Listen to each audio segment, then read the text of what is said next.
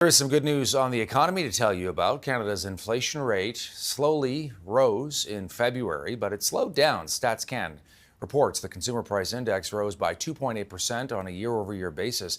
That's down from an increase of 2.9% in January.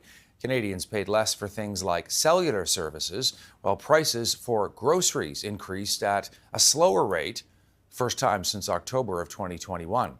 Canadians are paying more for gasoline, with prices at the pumps rising by 0.8% compared to a 4% decline in the month of January. So what does it all mean? To break it down, let's bring in David Macdonald, senior economist at the Centre for Policy Alternatives. Good to see you, David. As always, thanks for your time.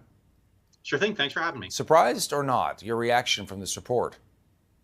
Well, it's certainly good news. The Bank of Canada was looking for inflation to be actually slightly above 3% for basically the first half of the year.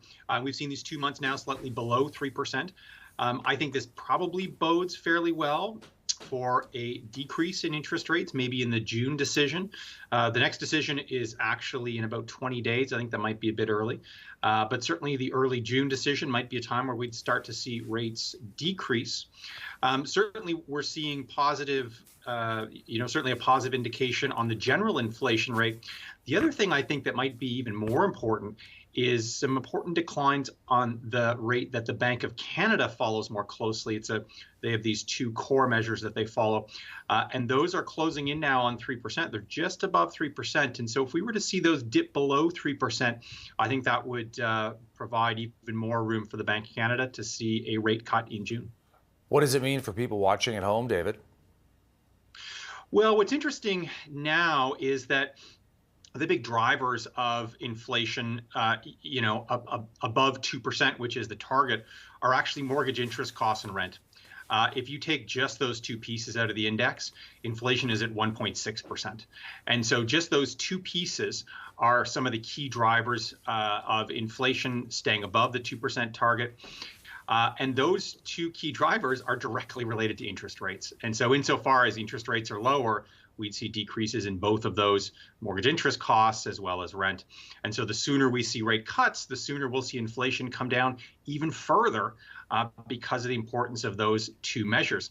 If we look at other things like the price of food, for instance, there were 3 months at this point last year, November, December, and January, where we saw particularly large jumps in food prices. Those are out of the series. We have to remember the series, the headline rate we look at is 12 months. Those are in the 13th, 14th, and 15th month. And so once you kick them out of the average, then you see the average come down. And that's exactly what we saw this month. And that's part of the reason why we're seeing slightly lower inflation. Gas prices are more volatile. In some other areas, look at clothing, we look at footwear, we look at things like jewelry or marijuana.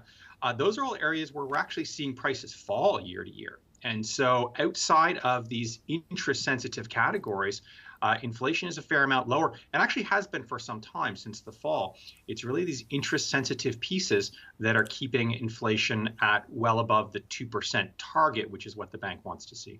David Macdonald joining us, senior economist with the Canadian Centre for Policy Alternatives. Always good to see you, David. Thank you for this today.